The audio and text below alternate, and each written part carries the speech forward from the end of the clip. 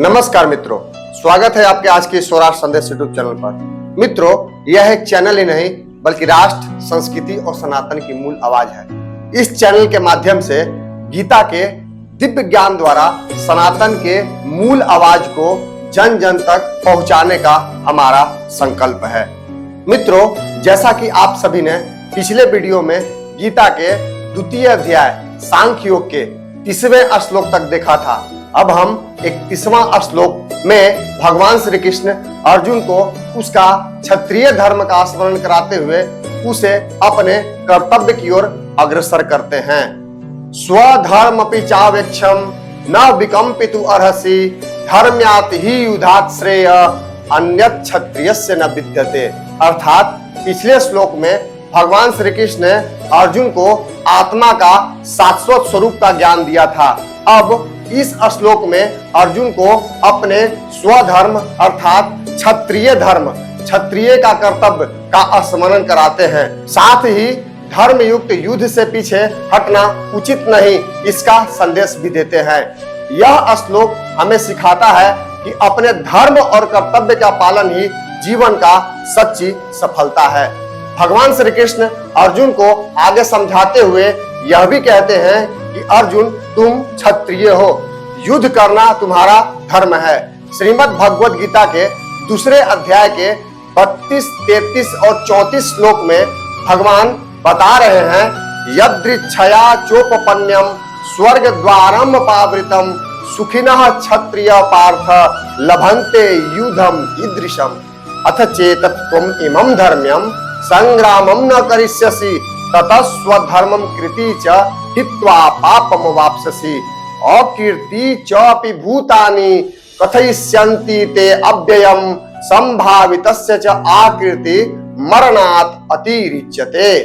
भगवान अर्जुन से कहते हैं कि ऐसे धर्म युक्त युद्ध स्वयं प्राप्त होना क्षत्रियों के लिए स्वर्ग के द्वार के समान है।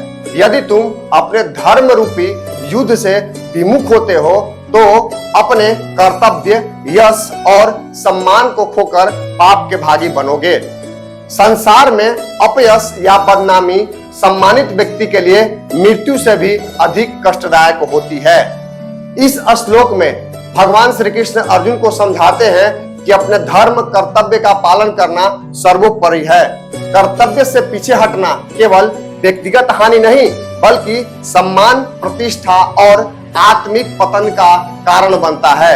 जीवन में धर्म पूर्वक कर्म ही सच्चे यश और कल्याण का मार्ग है। अर्जुन का मोहवश होकर बार बार युद्ध के लिए मना करना, लेकिन भगवान श्री कृष्ण कहाँ मानने वाले थे।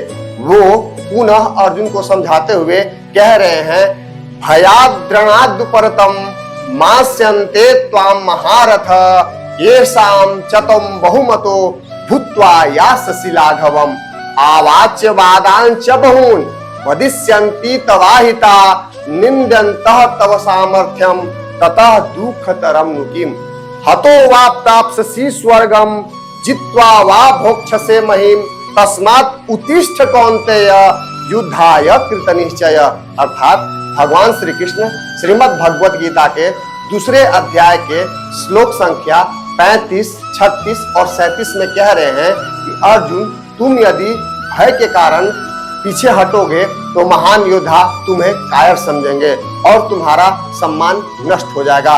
तुम्हारे शत्रु तुम्हारी निंदा करेंगे और तुम्हारे सामर्थ्य का अपमान करेंगे, जो अत्यंत दुखद होगा। इसलिए यदि युद्ध में वीर गति प्राप्त होगी तो स्वर्ग मिलेगा और यदि विजय होगी तो पृथ्वी का राज प्राप्त होगा। अतः हे अर्जुन, दृढ़ निश्चय करके अपने कर्तव्य के पालन हेतु युद्ध के लिए खड़ा हो जाओ। अब अर्जुन को यह आशंका थी कि युद्ध में कुटुंबियों को मारने से हमारे को पाप लग जाएगा, पर भगवान श्री कृष्ण यहाँ कहते हैं कि पाप का हेतु युद्ध नहीं प्रत्युत अपनी कामना है। अतः कामना का त्याग करके तो युद्ध के लिए खड़ा हो जा। श्रीमद् भगवद गीता के द्वितीय अध्याय के 38, 39 और 40वां श्लोक में भगवान कहते हैं, सुख दुखे समय कृत्वा लाभा लाभो जया जयो ततो युद्धाय युजस्व नैवं पापम वाप्स्यसि ऐसा ते अभिहिता सांख्ये बुद्धि योगे तु इमाम शृणु बुद्ध्या युक्तो यया पार्थ कर्म बंधन प्रहाससि नेहाभिक्रमणासस्ति प्रत्यवायो न विद्यते स्वल्पम अपि अस्य धर्मस्य त्रायते महतो भयात्। अर्थात भगवान श्री कृष्ण अर्जुन से कहते हैं कि सुख दुख लाभ हानि और जय पराजय को समान भाव से देखकर अपने धर्मानुसार कर्म करना चाहिए। समभाव में किया गया कर्म मनुष्य को पाप से दूर रखता है। आगे भगवान श्री कृष्ण बताते हैं कि यह कर्म योग ऐसा श्रेष्ठ मार्ग है जिसके द्वारा मनुष्य कर्मों के बंधन से मुक्त हो सकता है। इस निष्काम कर्म योग में किया गया थोड़ा भी प्रयास व्यर्थ नहीं जाता, बल्कि यह जन्म मरण रूपी महान भय की रक्षा करता है। इसलिए मनुष्य को फल की चिंता छोड़कर धर्म पूर्वक अपने कर्तव्य का पालन करना चाहिए।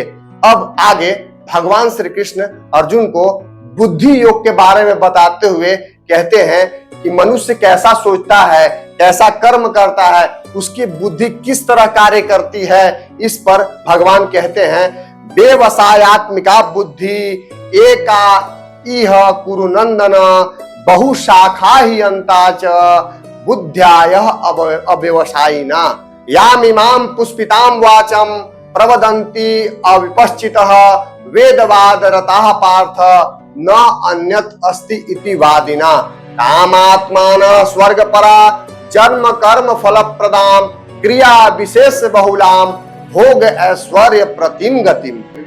भगवान श्री कृष्ण अर्जुन से कहते हैं कि कर्म योगी की बुद्धि एकनिष्ठ स्थिर और परम लक्ष्य पर केंद्रित होती है, जबकि अस्थिर बुद्धि वाले लोग अपनी इच्छाओं और भ्रमों में भटकते रहते हैं। जो लोग केवल वेदों और कर्म कांड स्वर्ग मोक्ष और ऐश्वर्य की प्राप्ति में लगे रहते हैं वे बाहरी आकर्षण में उलझ जाते हैं। उनकी कामनाएं उन्हें जन्म मरण के चक्र में बांधे रखती है। इसलिए मनुष्य को भोग विलास के संकीर्ण सोच से ऊपर उठकर निष्काम कर्म और आत्म कल्याण के मार्ग को अपनाना चाहिए।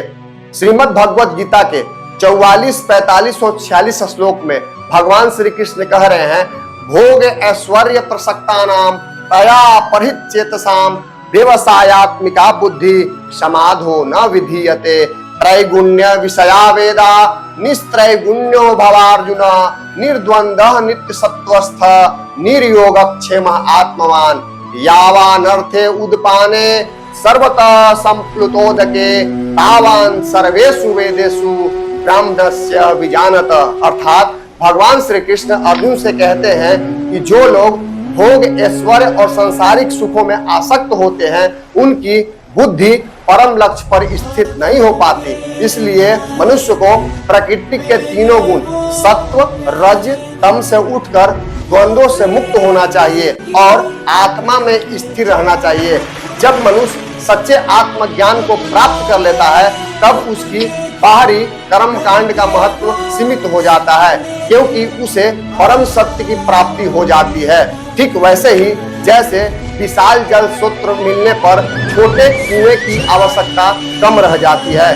इस श्लोक में भगवान श्री कृष्ण सिखाते हैं कि आत्मज्ञान और निष्काम कर्म ही जीवन का श्रेष्ठ मार्ग है। श्रीमद् भगवत गीता के दूसरे अध्याय के 47, 48, 49 और 50 श्लोक को देखें तो भगवान श्री कृष्ण कह रहे हैं कर्मण्येवाधिकारस्ते मां फलेषु कदाचन मां कर्म फल हेतु गुर्मा माते संगस्तु अकर्मणि योगस्थः कुरु कर्माणि संगम त्यक्त्वा धनंजय सिद्ध सिद्ध्यो समो भूत्वा समत्वम योग उच्यते दूरे न ह्यवरम कर्म बुद्धि योगात् धनंजय बुद्धि शरणम अन्वीक्ष कृपण फल हेतवः बुद्धि युक्तो जहाति है उभे सुखित दिष्कृत तस्मात् योगाय युजस्व योगः कर्म सुकौशलम।